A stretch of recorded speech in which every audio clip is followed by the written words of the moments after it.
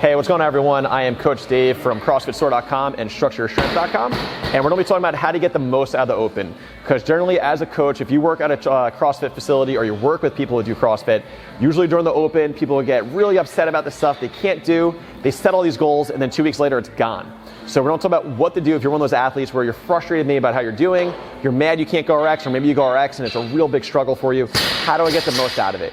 So we have the first two open workouts up on the board right here. We have toes to bar, dumbbell hang clean and push jerks. It was really shoulder overhead anyway, rowing. And then we had bar facing burpees, dumbbell squats, and a heavy clean. So let's take something very, very simple. Let's take a look at the toes to bar. Maybe toes to bar is a massive weakness. You have a very hard time doing them. They burn out fast on you and kind of fall apart. So what we want to do is right after that open workout, maybe right now, look back at those two previous workouts, sit there and write down the things that were pain points for you. I know this sounds funny when setting goals.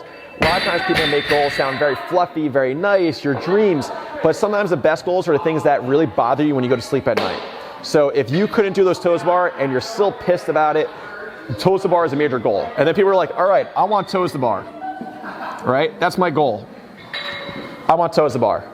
But then they never really break down how to get those toes to bar. So figure out what kind of bothered you the most when you went to bed at night, what you were pissed about, write it down so it's in front of you. Even write it on your bathroom mirror. I know it sounds nuts, but it's helpful. It's in your face every day. You can ignore stuff and now you forget that pain point until it pops up a year later and then you're complaining to your coach over again, even though you never pushed harder in workouts all year long because you just modified to make stuff easy. We're humans, we have a tendency to modify to the middle, kind of scale to the middle, and the middle is nowhere to be, all right? Toes to bar. So what's the bad part? Is it core control? Is it the pull-up strength? Is it your grip strength? What is it? You can start breaking it down. So you have hip flexion, right? You have core, but it's really anterior, right? Anterior abs. Hope I'm doing that right way. Yeah, anterior, front side. And then we also have shoulders, your ability to pull down on that bar. So I'm trying to think about the right way to say that. I can't really. So here I am. We're going to talk about pull-up strength for it. All right. So now you have these three areas. So let's break it down even more. You can do basic gymnastics work when it comes to L holds, maybe sit on the ground, lift up your legs. We did a video on that, a toes to bar video. You can start breaking this down and picking days that you can just work on it for 5 minutes. 5 minutes a day. So maybe day one, bam, on a Monday, you're doing some hip flexor work. Anterior core, you start doing some lemon squeezes, maybe some V-ups. L holds play a factor in that as well. You might be burnt out from the week before. Hip flexors and anterior core usually kind of work together into your abs.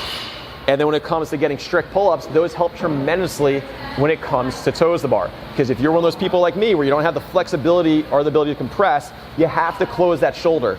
So break it down into small increments and then break it down from there again and create a 60-day plan. Because if your goal is to link 10 toes to bar, at first, trying just to do 10 toes to bar every week is very defeating. But if we break it down into small goals, all right, after month one, I want to be able to do 5 in a row. After month two, I want to be able to do 7 in a row. You'll be surprised about what you can do if you break it down and find those little parts of it, and then you can put it together to make it one cohesive unit. Because sometimes just standing underneath the pull-up bar, slinging your feet around, trying to get toes to bar is not going to get you there. You have to work on those little areas of weakness. As much I'd like to say, like, hey, let's always do big multi-joint movements, sometimes we have to break it down and find a weak area because most of us have not been athletic for a little while after high school. We sit a lot, our hip flexors get tight, we don't have the flexibility, we don't have that core strength because we sit too much. We want to work and isolate some things and then learn how to put it together into one cohesive movement like a toes to bar. So I hope that helps you. Figure out what's bothering you about this open, what's the pain point, so next year you're a lot better, you're a lot happier, you can move on to those next goals. All right, comment below, I'd love to see how this works for you. I'd love to hear your goals. Subscribe, talk to you guys soon.